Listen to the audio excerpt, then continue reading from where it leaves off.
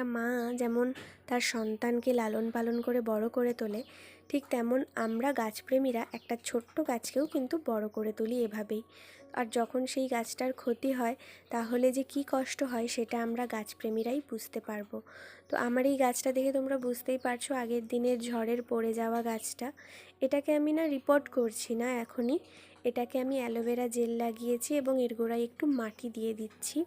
জানি না কতটা সারভাইভ করতে পারবে, তার জন্য আমি কিছুটা ফুল, গাছে যত ফুল ছিল সব ফুল এবং ডালগুলোও কিন্তু কাটাই ছাঁটাই করে দিচ্ছি যাতে ও সারভাইভ করতে পারে।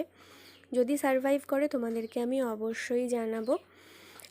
আর তোমরা প্রে করো যাতে আমার গাছটা ঠিকঠাক থাকে আর যাতে ফাঙ্গাস না লাগে, তার জন্য আমি ফাঙ্গিসাইড ইউজ করে দিচ্ছি এবং এটাকে একটা শেডের জায়গায় রেখে দেব। আশা করছি গাছটা ভালো থাকবে, তোমরাও প্রে করো আমার গাছের জন্য যাতে ভালো থাকে।